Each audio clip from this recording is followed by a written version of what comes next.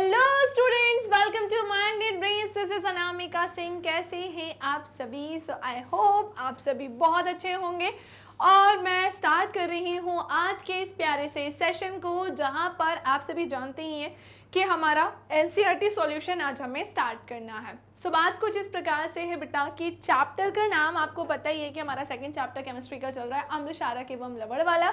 और मैंने इसके पहले की पूरी कहानी बहुत बहुत बहुत अच्छे से कवर करा दी है। आज की इस कहानी में, आज के इस सेशन में मैं आपको कवर कराने वाली हूँ एनसीईआरटी सॉल्यूशंस। सो आप सभी तैयार है ना? तैयार है तो भाई जल्दी से चलिए, फटाफट से हम पहले तो थोड़ा सा अपने चैनल के बारे में जान लेते हैं और उसके पहले भी वीडियो को लाइक कर दो, शेयर कर दो। सो बात कुछ इस प्रकार से है, यदि 6 से लेकर 12 में बेटा आप किसी भी क्लास में है, so magnet brains Hindi medium channel पर आप अपने सब्जेक्ट की क्लासेस अटेंड कर सकते हैं। किसी भी क्लास को देखने के लिए आपको कोई कोर्स बिल्कुल भी परचेस नहीं करना है और ना ही किसी तरीके की कोई पेमेंट करना है, क्योंकि मैग्नेट ब्रेन्स प्रोवाइड कराता है क्वालिटी एजुकेशन, वो भी बिल्कुल फ्री ऑफ कॉस्ट। इसी के साथ बेटा हम 5 स्टेट बोर्ड कवर करते हैं, UP board, Bihar board, MP board, Rajasthan board and Delhi board. साथ ही साथ मैं आप सभी को बताना चाहती हूँ कि हमारे चैनल पर जितनी भी क्लासेस है ना बेटा, वो सब अरेंज्ड फॉर्मेट में आपको मिलेंगे, जहां हम बेसिक से लेकर एडवांस लेवल तक आपको पढ़ाते हैं एंड वेरी इंपॉर्टेंट आपके सारे डाउट्स करते हैं क्लियर। साथ ही साथ एक चीज मैं और आपको बताना चाहती हूँ और वो ये है कि मैम आप एक बात बताइए कि हमारे ये नोट्स कहाँ से मिलेंगे। तो वो मैं आपको बताती हूँ कि बेटा उसकी लिंक आपको नीचे मिलेगी डिस्क्रिप्शन बॉक्स में। सो जितना मैंने आपको पढ़ाया है, जो मैं पढ़ा चुकी हूँ, उन सब के नोट्स आपको नीचे मिलेंगे डिस्क्रिप्शन बॉक्स में। Okay done. सो स्टार्ट करते हैं हम आज की क्लास को, जहाँ मैं आपको करवाने वाली हूँ एनसीईआरटी सॉल्यूशंस। सो जल्दी से पहले ही वीडियो को लाइक करना, शेयर कर देना, सब करके बैठ जाना। ओके।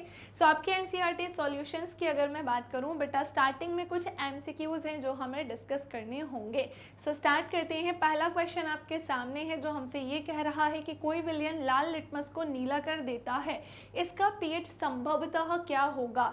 क्या बोल रहे हैं बेटा हमसे? सो हमसे ये कहा जा रहा है कि कोई विलयन यानी कि सॉल्यूशन लाल लिटमस को क्या कर देता है बेटा? नीले में कन्वर्ट कर देता है, ब्लू कर देता है। इसका पीएच संभवतः क्या होगा, इसके बारे में हमें बताना है।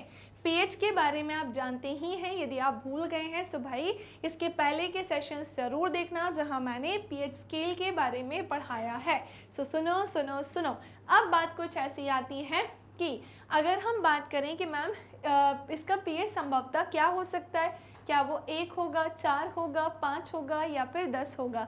बेटा मैंने आपको जो पीएच स्केल पढ़ाया था उसमें मैंने आपको रंगों के बारे में बताया था, कलर्स के बारे में भी बताया था कि हमारा जो पीएच है वो 0 से लेकर 14 तक होता है और बीच में हम 7 लिखते हैं।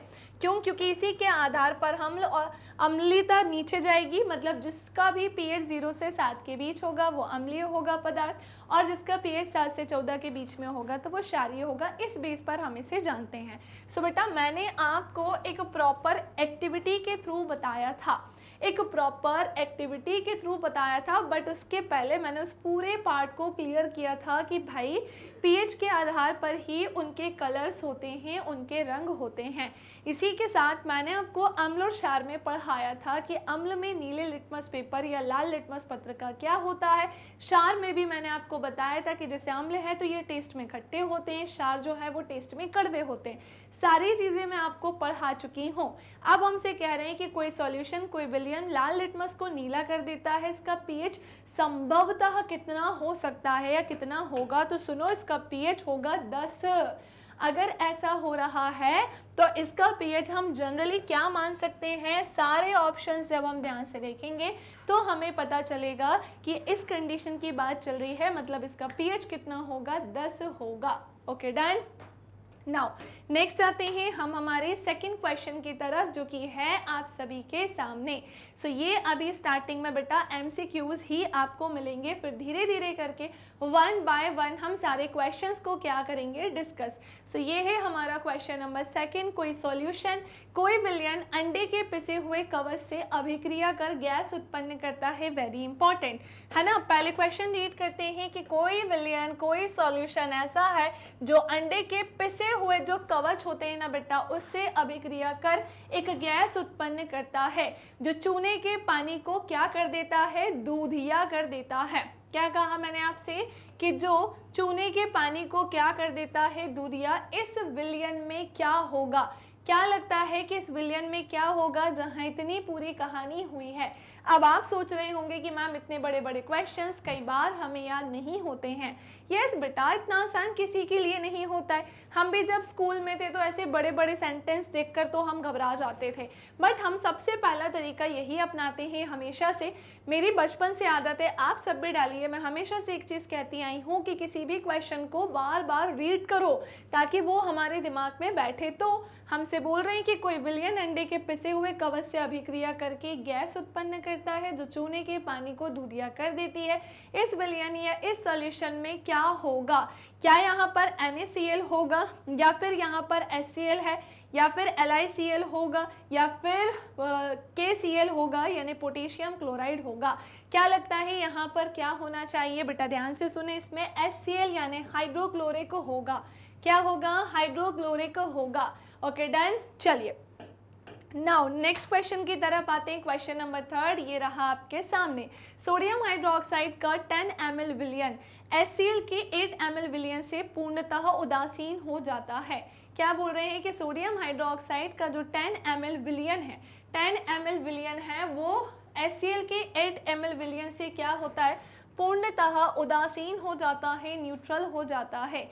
यदि हम सोडियम हाइड्रोक्साइड के उसी विलयन का 20 ml ले लें, यदि हम सोडियम हाइड्रोक्साइड के उसी विलयन का क्या ले लें, 20 ml ले लें, तो उदासीन करने के लिए HCl के उसी विलयन में कितनी मात्रा की आवश्यकता होगी। सो थोड़ा सा ये कैलकुलेटिव है, दिमागी तौर पर हमें थोड़ा सा दिमाग चलाना होगा, समझना होगा कि अगर सोडियम हाइड्रोक्साइड का 10 ml विलयन था, सॉल्यूशन था, और HCl के 8 ml विलयन से ये पूरी तरह से उदासीन हो जाता है। वहीं अगर हम NaOH यानी सोडियम हाइड्रोक्साइड के विलयन के लिए 20 ml ले रही हैं, अब इसे न्यूट्रल उदासीन करने के लिए HCl के उस विलयन में कितनी मात्रा मिलानी होगी। सो अगर हम क्वेश्चन को ध्यान से देखें तो प्लीज क्वेश्चन के अकॉर्डिंग हम क्या करेंगे, अलग ही पढ़ के समझ में आ रहा है। जब पहले ये 8 ml था और अब अगर बात आ रही है कि सोडियम हाइड्रोक्साइड का 20 ml सॉल्यूशन है, उसे न्यूट्रल करने के लिए हमें HCl की कितनी मात्रा लेनी होगी इसके विलयन में। सो यस, हम पहले 8 ले रहे थे 10 ml सॉल्यूशन में सोडियम हाइड्रोक्साइड के, है ना। अब यहाँ पर हम 16 ml लेंगे। कोई कंफ्यूजन, कोई डाउट, कोई कुछ दिक्कत तो नहीं हो रही है ना भाई। देखो सारे ऐसे ही पढ़ना है हमको, and very important like share करते हुए चलना है। जिन बच्चों ने इस पूरे सेशन को अब तक नहीं देखा है जल्दी से जाओ देखो भाई। लाइव सेशंस भी हमने आप सबके लिए स्टार्ट किए हैं, उसे भी ज़रूर से ज़रूर देखा करो। ओके चलिए आगे बढ़ते हैं। अब हम ये रहा हमारा क्वेश्चन नंबर 4। अपच का उपचार करने के लिए निम्नलिखित में से किस औषधि का उपयोग होता है। अपच की बात चल रही है। कई बार ऐसा होता है कि हम कुछ भी खाते पीते रहते हैं, वो हमारा पच नहीं पाता है, डाइजेस्ट नहीं हो पाता है। गर्मी का समय अभी जैसे चल रहा है तो बहुत मसालेदार खाओगे तो भी दिक्कत होती है। कई बार हम ठंडे पे गरम, गरम पे ठंडा, या बाहर की बहुत सारी चीज़ों पर डिपेंड हो जाते हैं, वही ज़्यादातर खाते हैं, खुली चीज़ों को खाना स्टार्ट कर देते हैं। मैं आपको बताना चाहती हूँ हमारे डाइजेशन पर इसका सीधा प्रभाव पड़ता है, सीधे ये अफेक्ट करता है हमारे डाइजेस्टिव सिस्टम को। सो यस, अपच का उपचार। अब ऐसी स्थिति में हमारा डाइजेशन नहीं होगा, अपच की स्थिति होगी। सो अपच का उपचार करने के लिए निम्नलिखित में से किस औषधि का उपयोग किया जाता है। एंटीबायोटिक का, एनाल्जेसिक का, या फिर एंटीसेप्टिक का, एंटासिड का, और सबसे लास्ट में है फिर एंटीसेप्टिक का, है ना। सो ये 4 तरीके के ऑप्शन है। क्या लगता है क्या आंसर होना चाहिए। सो मैं आपको बताना चाहती हूँ कि हम एंटासिड यानी किसका यूज़ करते हैं बेटा, प्रति अम्ल का यूज़ करते हैं। किसका यूज़ करते हैं, प्रति अम्ल का यूज़ करते हैं। इसका यूज़ करने से जो अपच की समस्या है वो दूर हो जाती है और हम सामान्य स्थिति में आ सकते हैं, ठीक है। लेकिन बहुत ज़्यादा बमब्लास्ट करके ही पेट पर बैठे हो तो कई बार हमारा एंटासिड भी हमारी हेल्प नहीं करता, फिर हमें डॉक्टर के पास भागना पड़ता है ना। क्योंकि मान लो कि बहुत ज़्यादा ही अनशन हम खा पी कर बैठ गए हैं तो कई बार ये प्रति अम्ल भी हमारी सहायता नहीं कर पाता है। लेकिन यस, जनरली हम किसका यूज़ करते हैं, प्रति अम्ल एंटासिड का करते हैं। ओके नाउ अगले क्वेश्चन की तरफ आते हैं। क्वेश्चन नंबर 5 ये रहा आपके सामने, जो हमसे क्या कहता है, निम्नलिखित अभिक्रिया के लिए पहले शब्द समीकरण लिखना है और फिर उसके बाद उसकी बैलेंस्ड इक्वेशन हमें यहाँ पर बताना है। बेटा बहुत ही अच्छा क्वेश्चन है, मज़ेदार क्वेश्चन है। सबसे पहले हमें क्या बोल रहे हैं, शब्द समीकरण लिखो और उसके बाद उसकी संतुलित समीकरण बताओ। अच्छा एक बात बताओ, मैंने आपको शब्द समीकरण सिखाया है ना, अब आप कहेंगे मैडम इस चैप्टर में तो ये है ही नहीं, तो मैंने कब बोला ये इस चैप्टर में? पीछे जाओ भाई, पीछे कहाँ जाएंगे आप, चैप्टर नंबर 1। मैंने आपको क्लियर बताया था कि बड़े बड़े पैराग्राफ नहीं लिखे जाते हैं, नहीं पढ़े जाते, इसीलिए हम शब्द समीकरण का यूज़ करते हैं और फिर हम उसका रासायनिक समीकरण भी लिखते हैं। हाँ या ना, यस और नो। जिन भी बच्चों ने वो सेशंस नहीं देखे, बात के जाना भाई, वो ज़रूर देखना, क्योंकि एक का कनेक्शन दूसरे से होता है और ये तो केमिस्ट्री है ना। अब हमारे सामने देखो, मैं बताती हूँ, क्वेश्चन नंबर 5 में 4 तरीके के क्वेश्चन है। फर्स्ट से स्टार्ट करते हैं कि तनु सल्फ्यूरिक अम्ल दानेदार जिंक के साथ अभिक्रिया करता है, तो हमें यहाँ पर इसे शब्द समीकरण में भी बताना होगा और हमें इसे बैलेंस्ड इक्वेशन में भी बताना होगा। तो सुनो, अगर हम बात करें कि तनु सल्फ्यूरिक अम्ल दानेदार जिंक के साथ अभिक्रिया करता है, तो हमने इसकी रिएक्शन किससे कराई है, तनु सल्फ्यूरिक अम्ल से कराई है, जिसे हम डाइल्यूट सल्फ्यूरिक एसिड बोलते हैं। तो हमने देखा कि जब जिंक की रिएक्शन, पहले हमने शब्द समीकरण में लिखा है बेटा इसको, कि जब जिंक की रिएक्शन तनु सल्फ्यूरिक अम्ल से होती है तो हमें जिंक सल्फेट देता है and very important hydrogen gas यहाँ से क्या होती है, रिलीज, यानी कि मुक्त। अब सेम यही चीज मैं आपको किस में बताने जा रही हूँ, तो सेम यही चीज मैं आपको बताऊंगी हमारे समीकरण में, रासायनिक समीकरण, जहां हमने जिंक की रिएक्शन किससे करवाई है, तो तनु सल्फ्यूरिक एसिड से करवाई है और इसने हमें क्या दिया, zinc sulphate and hydrogen gas वहां पर अलग हुई। लेकिन यहाँ पर एक शब्द यूज किया गया है बैलेंस्ड इक्वेशन का। क्या बोल रहे हैं बेटा ये लोग यहाँ पर, कि आप इसका संतुलित समीकरण बताइए। कैसे बताएंगे, तो हमने देखा कि संतुलित करने के लिए मैम ने आपको ट्रिक्स बताई थी। पहली बात तो ये अभिकारक है बेटा, और ये पूरा क्या है, उत्पाद है ना, ये अभिकारक है और ये क्या हो जाएंगे हमारे, सो अभिकारक और उत्पाद हमने यहाँ पर देखा। जहाँ हमने काम किया कि हमें यहाँ पर क्या मिला है, जिंक मिला है, हमें यहाँ पर हाइड्रोजन गैस मिली है, सल्फर मिली है और बेटा वेरी इंपॉर्टेंट ऑक्सीजन गैस मिली है। अब हमने क्या किया है, सो हमने ये किया बेटा, हमने देखा कि जिंक के अभिकारक में कितने एलिमेंट्स थे, तो हमने जाना कि जिंक के एलिमेंट्स, तो जिंक के कितने एटम्स थे, तो हमने देखा भाई यहाँ पर तो इसका एक ही एटम है, तो हमें यहाँ पर भी एक चाहिए था, तो हमने देखा लो भाई यहाँ पर भी कितना एटम है, एक है। अभिकारक उत्पाद दोनों ही जगह पर जिंक के कितने एटम हो गए हैं, एक, यानी मैं ऐसा कह सकती हूँ कि जिंक यहाँ पर बैलेंस्ड है। फिर मैंने देखा यहाँ पर हाइड्रोजन को लेते हैं, हाइड्रोजन के 2 एटम यहाँ पर है बेटा, 2 एटम हाइड्रोजन के यहाँ पर भी होने चाहिए। फिर मैंने आपको बताया कि दोनों ही जगह पर ये क्या है, 2-2 है, यानी हाइड्रोजन भी यहाँ पर बैलेंस्ड है। अब नेक्स्ट आती है मैम सल्फर का क्या होगा, तो हमने देखा सल्फर के कितने एटम हैं, यहाँ पर एक है, और सल्फर का यहाँ पर भी कितना एटम है, एक, यानी हमने क्या देखा कि ये यहाँ पर भी क्या हो गया है, बैलेंस्ड। एंड लास्ट वन आते हैं हम ऑक्सीजन। सो भाई बेटा ध्यान से सुनेंगे, ऑक्सीजन के यहाँ 4 एटम है और यहाँ पर भी कितने हैं, 4, और ये कहानी भी हमारी क्या हो जाएगी, बैलेंस्ड हो जाएगी। डन डना डन डन, ये कहानी भी हमारी क्या हो जाएगी, balanced. So zinc, hydrogen, sulphur, oxygen. अब ये मत कहना कि मैम अगर ये बैलेंस्ड नहीं होती तो क्या होता, तो अगर ये बैलेंस्ड नहीं होती तो मैंने आपको तरीका बताया है बैलेंस्ड करने का कि कैसे हमें इसे बैलेंस्ड करना होता है। नाउ नेक्स्ट आते हैं अब हम इसी से रिलेटेड इसके सेकंड क्वेश्चन पे। मैंने बोला ना 4 क्वेश्चन है, सेकंड सुनिएगा। तनु हाइड्रोक्लोरिक अम्ल मैग्नीशियम पट्टी के साथ अभिक्रिया करता है, बिल्कुल सही कहा है, लेकिन इसे शब्द समीकरण में और रासायनिक समीकरण में कैसे लिखेंगे। सो हमने देखा तनु कह रही हूँ, मैग्नीशियम की रिएक्शन किससे हुई बेटा, डाइल्यूट हाइड्रोक्लोरिक एसिड से हुई, जिसने हमें मैग्नीशियम क्लोराइड दिया और हाइड्रोजन गैस यहाँ पर क्या हुई, मुक्त। सेम इसी को हम इसे इक्वेशन में लिख देते हैं। हमने क्या देखा, ये रहा हमारा मैग्नीशियम, ये रहा हाइड्रोक्लोरिक एसिड, जिसने हमें क्या दिया, मैग्नीशियम क्लोराइड, और हाइड्रोजन गैस यहाँ पर अलग है। हमने क्या देखा भाई, क्या क्या होने चाहिए, मैग्नीशियम एक एलिमेंट होना चाहिए, हाइड्रोजन एक एलिमेंट होना चाहिए, क्लोरीन एक एलिमेंट होना चाहिए, जो कि है भी। मैग्नीशियम के यहाँ कितने एटम है बेटा, एक, यहाँ पर भी उत्पाद में भी कितना है, एक।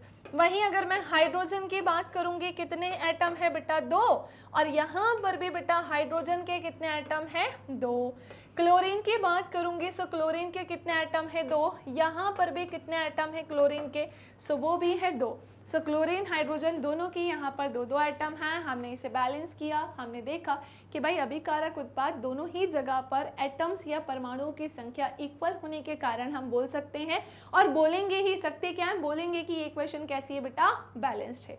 ओके चलिए नाउ थर्ड नंबर पे आते हैं। तनु सल्फ्यूरिक अम्ल एल्यूमिनियम चूर्ण के साथ अभिक्रिया करता है तो क्या होता है भैया, अगर हम इनकी रिएक्शन कराते हैं सो भैया एल्यूमिनियम की रिएक्शन हमने देखी तनु सल्फ्यूरिक अम्ल से, सो इसने हमें एल्यूमिनियम सल्फेट दिया है। एंड वेरी इंपॉर्टेंट, यहाँ से भी हाइड्रोजन गैस क्या हो जाएगी, रिलीज यानी कि मुक्त, जिसकी इक्वेशन आपके सामने यहाँ पर दी गई है। ये है इसकी पूरी इक्वेशन।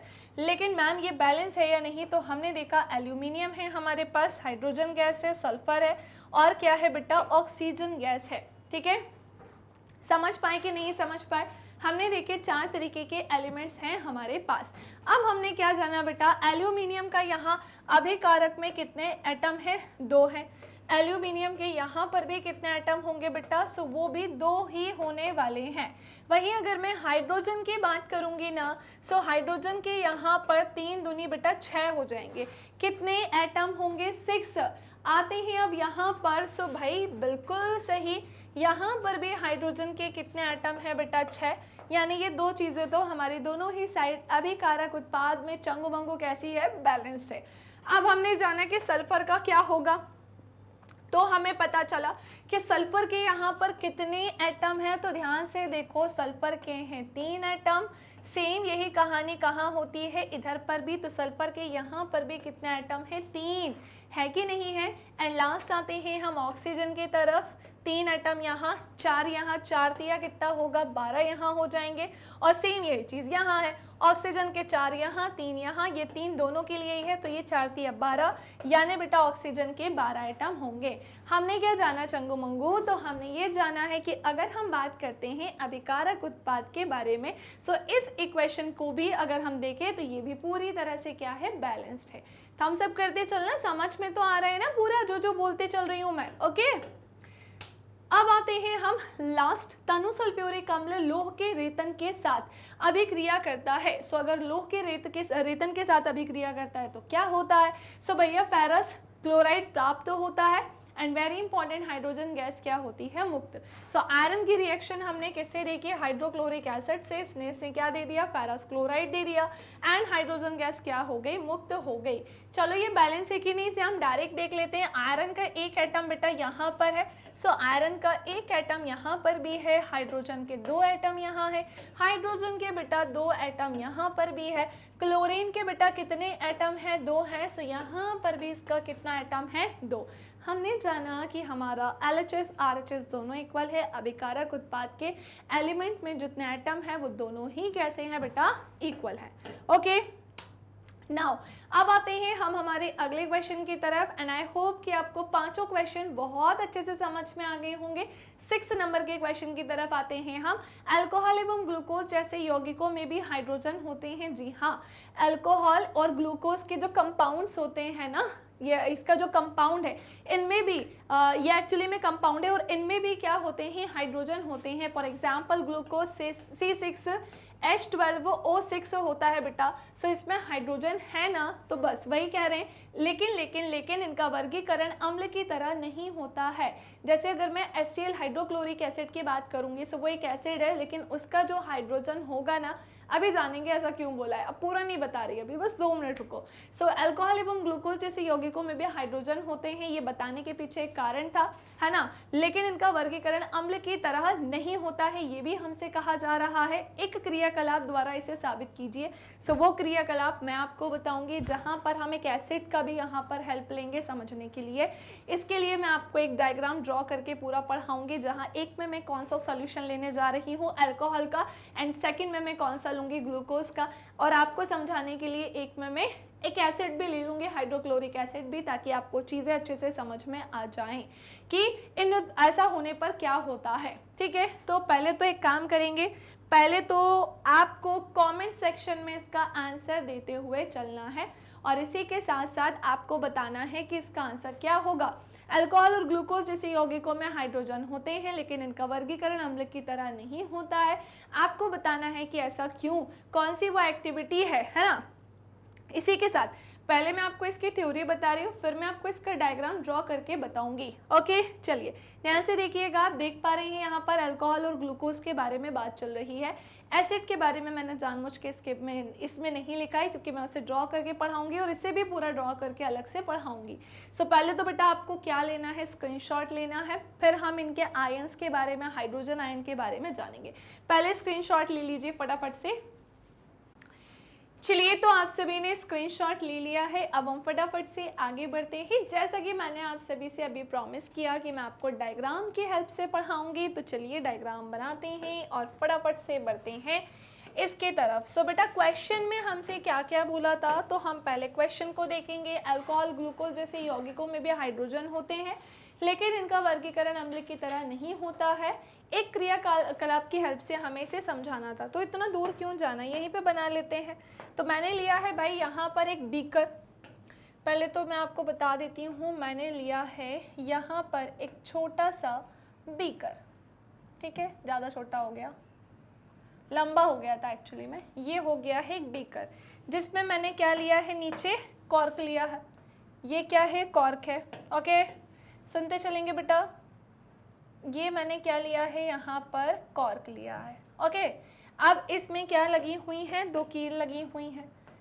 एक ये कील यहाँ पर है, ठीक है, एक ये कील यहाँ पर है और एक ये कील यहाँ पर है। मान लो कि कील है भाई, ये मत कहना कि मैडम ये इतनी मोटी का है ऊपर से, समझ जाया करो भावनाओं को। अब क्या बोल रहे हैं कि ये किसी सॉल्यूशन में है। देखो पहले तो मैं बना रही हूँ ये किस चीज़ का सॉल्यूशन, तो ये है ग्लूकोज का सॉल्यूशन। एक मैं आपको बनाकर बताऊंगी अभी अल्कोहल का सॉल्यूशन, है ना। पहले तो ये हो गया, इसी से ही क्या कनेक्टेड है बेटा, तो ध्यान से सुनिएगा। यहाँ से ये गया और ये क्या है, स्विच, फिर ये आया, फिर ये क्या बनेगी, 6 वोल्ट की क्या है भाई, बैटरी है। और फिर हमने क्या जाना, बल्ब कैसे बनाऊँ अब मैं आपके लिए। सो ये क्या है, बल्ब है। मान लो कि बल्ब है, लड़ने मत लगना अब, है ना। वैसे आप लोग क्यों ही लड़ोगे, ये ऐसे लेकर आएंगे, ये ऐसे लेकर आएंगे, एंड बेटा ये कुछ इस प्रकार से लेकर आना है, ठीक है। ये इससे कनेक्ट है, समझ पाए कि नहीं। बेसिकली देखा जाए तो हमें इस बल्ब को क्या करना है बेटा, जलाना है। बेसिकली देखा जाए सो यस, हमें इस बल्ब को जलाना है। अच्छा, अब मैं पहले तो इसे कॉपी कर लेती हूँ, क्योंकि इसकी मुझे क्या पड़ेगी, आवश्यकता। ठीक है बेटा, होता क्या है, दोनों ही कंडीशन में बात करते हैं, फिर एक एसिड को भी लेकर चलेंगे, उसके बारे में भी बात करेंगे।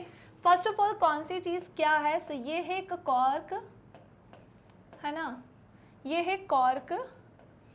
पहले पूरा नाम दे देते हैं ताकि कॉपी करना आसान हो जाए। ये क्या है बेटा, कील, ये क्या हो जाएगी, तो ये है कील, कॉर्क हो गया, कील हो गया, ठीक है। नाउ और क्या है हमारी, सो भैया ये है स्विच, ये क्या है, सो ये है स्विच, वेरी इंपॉर्टेंट। ऊपर क्या है, 6 वोल्ट की क्या है बेटा, बैटरी है, और ये क्या है, हमारा बल्ब है। इसी को हमें बताना है कि ये जलेगा या नहीं जलेगा। अब ये पूरी कहानी आपके सामने है। अब मुझे करना है इस पूरे सेक्शन को कॉपी,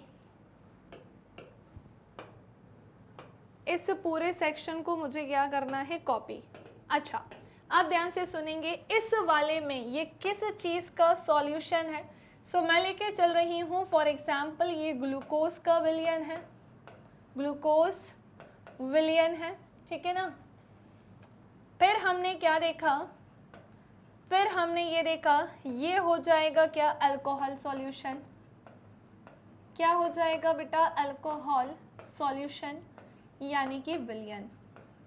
क्लियर, हमने क्या लिया, अल्कोहल सॉल्यूशन यानी कि विलयन लिया है। हमसे बोला अल्कोहल एवं ग्लूकोज जैसे यौगिकों में हाइड्रोजन होती है। जी हाँ, बिल्कुल होती है, पर वे विलयन में आयनीकृत नहीं होते हैं। लेकिन रीज़न क्या है तो सुनो, और हाइड्रोजन आयन उत्पन्न नहीं करते हैं। बिल्कुल सही कहा है। ये इस तथ्य से साबित होता है कि उनके विलयन विद्युत चालन नहीं करते हैं। उसके पीछे कारण ये है, अगर हम बात करें ग्लूकोज सॉल्यूशन की या हम बात करें अल्कोहल सॉल्यूशन की, तो ये दोनों ही सॉल्यूशन क्या नहीं करते हैं? सो वेरी इंपॉर्टेंट, ये विलयन जो है वो विद्युत का चालन नहीं करते। एक क्रियाकलाप के माध्यम से हम इसे जानते हैं। किसके माध्यम से? क्रियाकलाप के माध्यम से हम इसे जानते हैं। सो चलो भाई, एक क्रियाकलाप के आधार पर हम इसे करते हैं डिस्कस।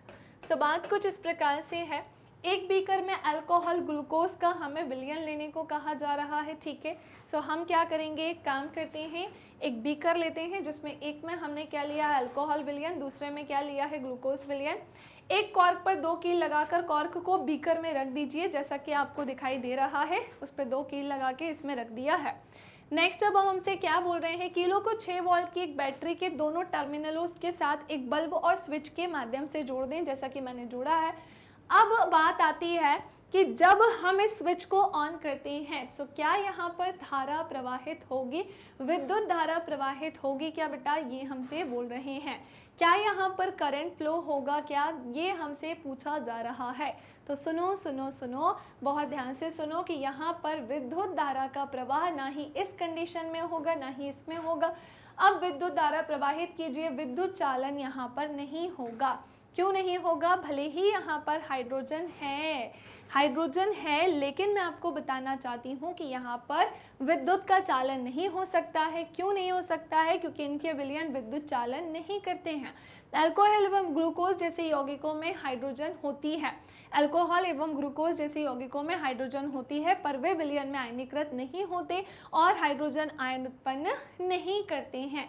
वहीं अगर मैं एक एसिड की बात करती हूँ, फॉर एग्जाम्पल अगर इसमें हम HCl यानी हाइड्रोक्लोरिक एसिड लेते हैं ना, सो यस, यहाँ पर ये चीज़ संभव थी क्योंकि ये यहाँ पर हाइड्रोजन आयन उत्पन्न करता और यहाँ पर ये भी आयन उत्पन्न करता।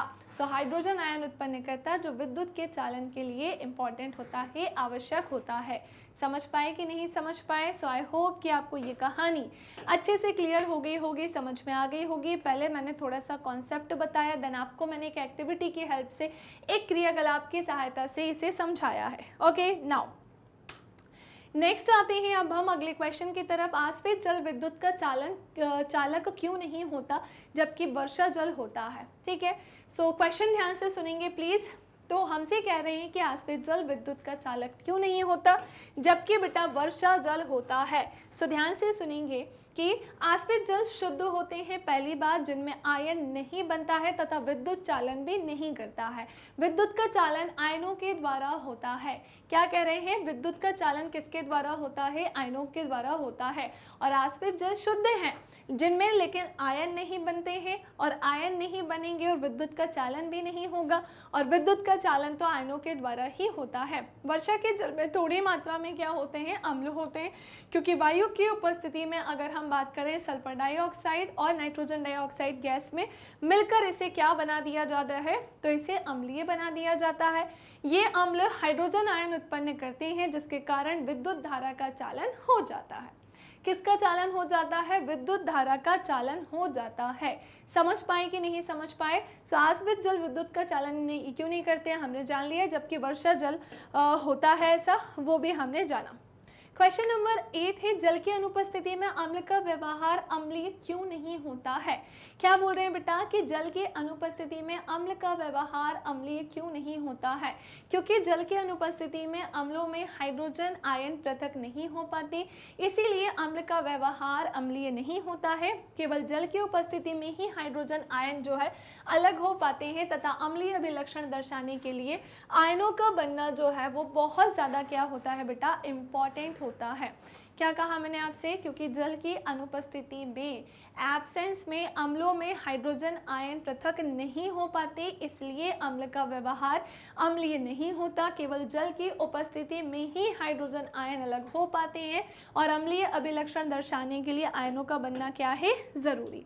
क्वेश्चन नंबर 9 ये रहा आपके सामने। अभी तक टोटल हमने 8 क्वेश्चंस किए। 9th नंबर का क्वेश्चन ये रहा आपके सामने कि 5 बिलियनों जैसे ए बी सी डी व ई की जब सार्वत्रिक सूचक से जांच की जाती है तो पीएच के मान क्रमशः 4, 1, 11, 7 एवं 9 प्राप्त होते हैं। इनमें से कौन सा विलयन उदासीन है यानी न्यूट्रल है, प्रबल क्षारीय है, प्रबल अम्लीय है, दुर्बल अम्लीय है या दुर्बल क्षारीय है, ये हमें बताना है। एंड लास्ट हमसे बोल रहे हैं कि पीएच के मानों को हाइड्रोजन आयन की सांद्रता के आरोही क्रम में क्या कीजिए, व्यवस्थित कीजिए।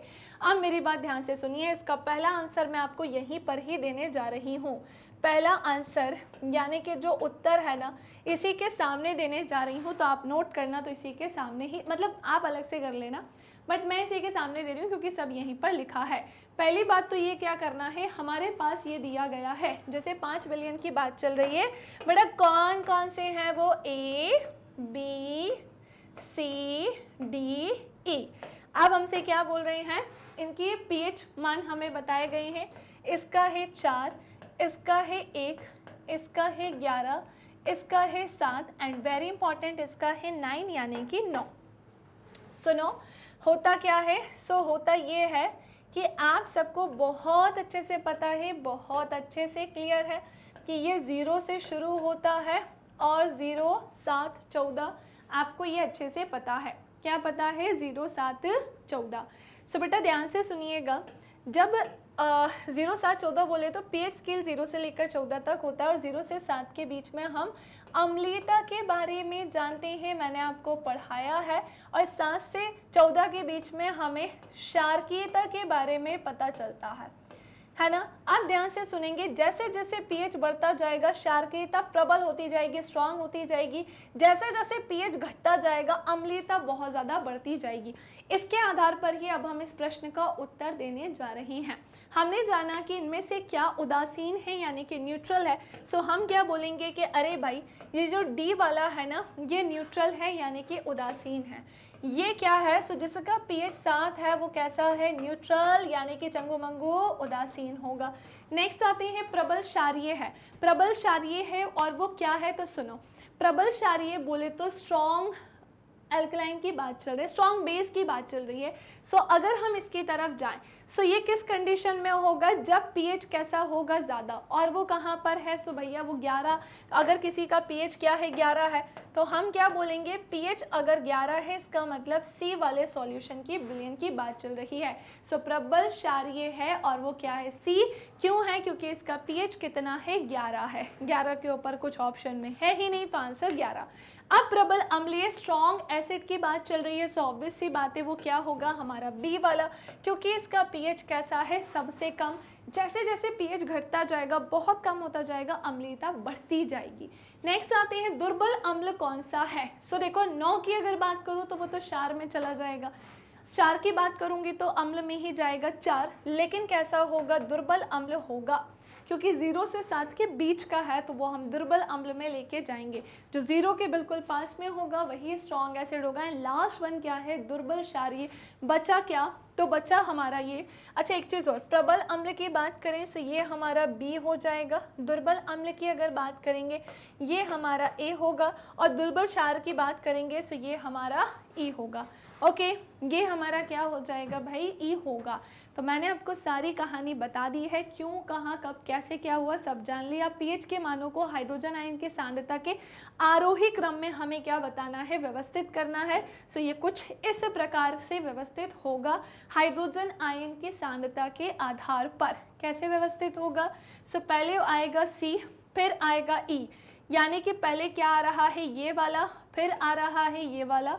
नंबरिंग करके बताऊं क्या, देखो आप देख रहे होंगे हाइड्रोजन आयन की सांद्रता जैसे जैसे बढ़ती है पीएच का मान उसी प्रकार से क्या होता है, घटता जाता है।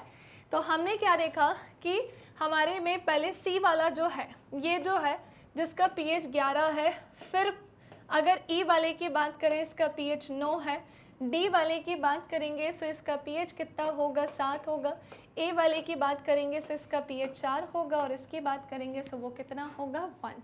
कोई कंफ्यूजन भाई, लाइक शेयर करते चलिएगा, लाइक शेयर में कंजूसी नहीं होनी चाहिए।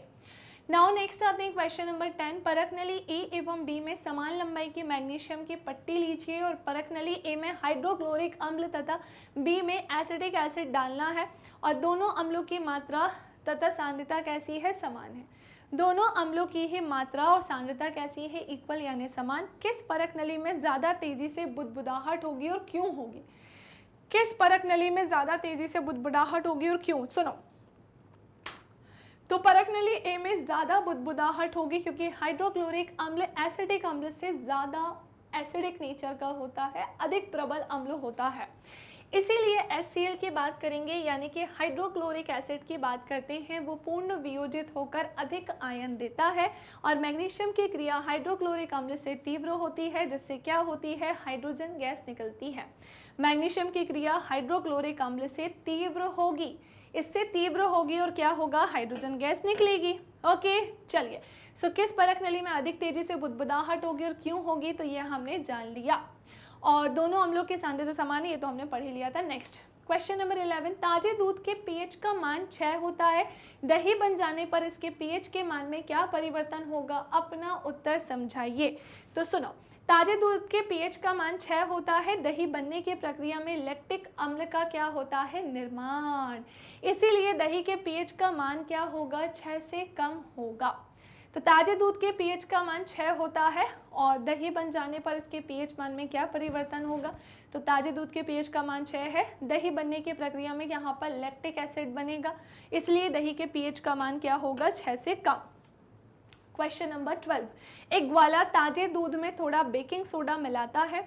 अब इससे रिलेटेड 2 क्वेश्चन है। ताजा दूध के पीएच के मान को 6 से बदलकर थोड़ा क्षारकीय या क्षारीय क्यों बना देता है। सेकंड क्वेश्चन है, दूध को दही बनाने में अधिक समय क्यों लगता है। तो ताजा दूध के पीएच का मान 6 से बदलकर थोड़ा क्षारीय इसलिए बना देता है क्योंकि दूध में उपस्थित लैक्टोबैसिलस जीवाणु दूध को अम्लीय बना देते हैं, यानी एसिडिक में कन्वर्ट कर देते हैं, और दूध में इसलिए बेकिंग सोडा मिलाया जाता है ताकि दूध लंबे समय तक क्षारीय बना रहे, जिससे ये लंबे समय तक बना रहता है। ठीक है ना। चलिए नेक्स्ट आते हैं उसके बाद। इस दूध को दही बनने में अधिक समय इसलिए लगता है क्योंकि इस प्रक्रिया में बना लैक्टिक अम्ल ताजे दूध में मिला क्षारक को पहले उदासीन करता है और फिर अम्ल में बदल देता है, जिसके कारण दही बनता है। कहानी समझ में आ गई। तो हमने पहले जाना कि ताजे दूध के बेटा पीएच के मान को 6 से बदलकर थोड़ा क्षारकीय क्यों बनाया जाता है। तो ताजे दूध के पीएच का मान 6 से बदलकर थोड़ा क्षारकीय इसलिए बनाया जाता है क्योंकि दूध में उपस्थित लैक्टोबैसिलस जीवाणु दूध को अम्लीय बना देते हैं और दूध में इसलिए बेकिंग सोडा मिलाया जाता है ताकि दूध लंबे समय तक क्षारकीय बना रहे, जिससे ये लंबे समय तक बना रहता है। ठीक है ना, मतलब वो खराब ना हो, बेसिकली ऐसा कह सकते हैं, जिससे वे लंबे समय तक बना रहे। ओके, नाउ नेक्स्ट आते हैं अब हम question number 13। Plaster of Paris को आर्द्र रोधी बर्तन में क्यों रखा जाता है, इसकी हमें क्या करनी है, व्याख्या। सो प्लास्टर ऑफ पेरिस को आर्द्र रोधी बर्तन में इसलिए रखा जाता है, रखना चाहिए क्योंकि ये आर्द्रता की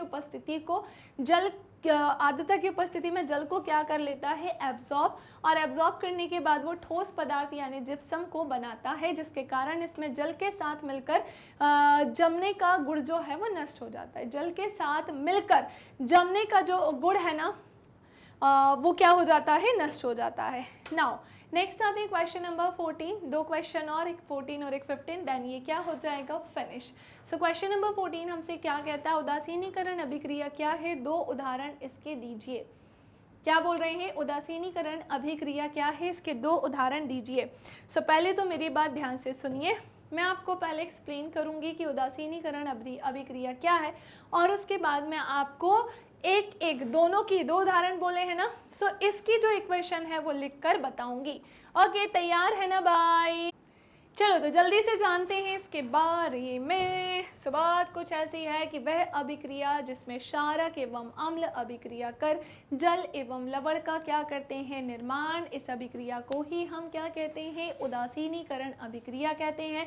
इस अभिक्रिया में अम्ल तथा क्षारक एक दूसरे के प्रभाव को क्या कर देते हैं, खत्म कर, या फिर क्या बना देते हैं, न्यूट्रल, उदासीन बना देते हैं।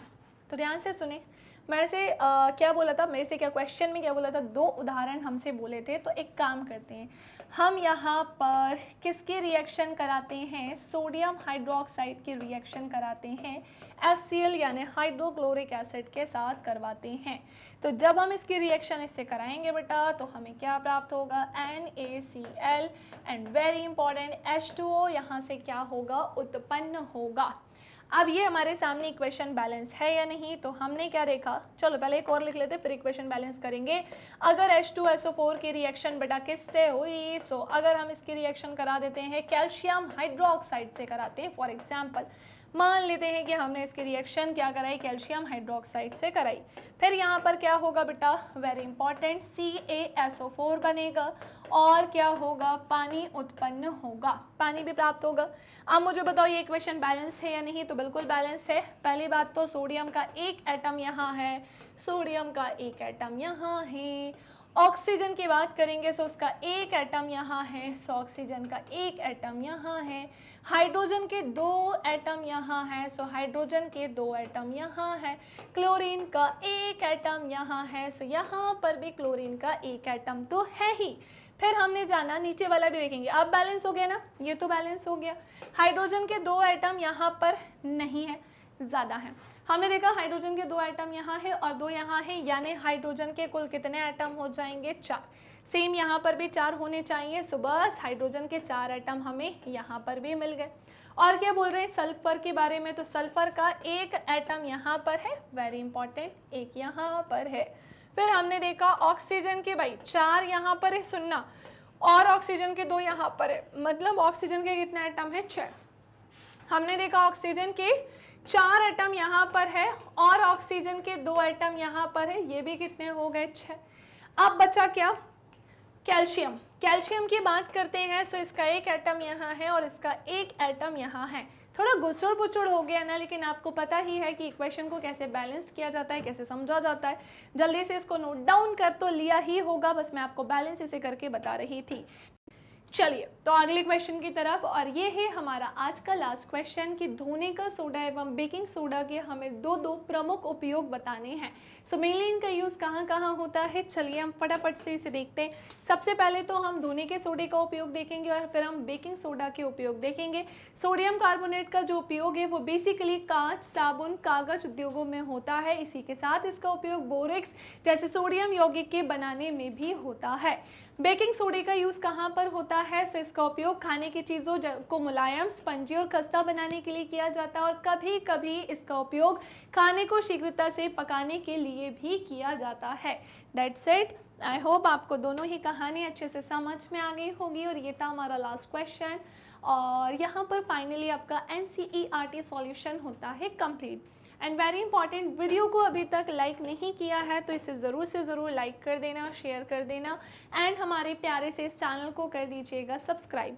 साथ ही साथ आप बेटा YT पर हमारी क्लासेस ले सकते हैं, एप्लीकेशन के थ्रू भी आप हमसे जुड़ सकते हैं और वेबसाइट के थ्रू भी आप हमसे जुड़ के हमारी जो क्लासेस है वो यहाँ पर भी ले सकते हैं। ये है मैग्नेट ब्रेन्स के कुछ अदर प्लेटफॉर्म्स जैसे कि फेसबुक, इंस्टाग्राम, यूट्यूब, ट्विटर हो गया, टेलीग्राम हो गया, व्हाट्सएप हो गया। यूट्यूब पर तो आप क्लासेस लेते हो, लेकिन ये अदर प्लेटफॉर्म्स है जहाँ पर आप अदर इन्फॉर्मेशन ले सकते हैं। खूब पढ़ाई करिए ताकि आपकी फ़ोटो भी हम यहाँ लगा सकें।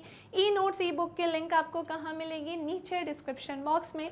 ये है हिंदी इंग्लिश मीडियम के टॉप कोर्सेज जैसे CBSE board, Delhi board, Bihar board, UP board, MP board, Rajasthan board, Vedic OS, crash course and very important spoken English. So मिलेंगे बेटा हम हमारी नेक्स्ट क्लास में। वीडियो को लाइक करना नहीं भूलेंगे, शेयर करना नहीं भूलेंगे और यस प्यारे प्यारे से कमेंट्स जरूर करेंगे। Thank you class.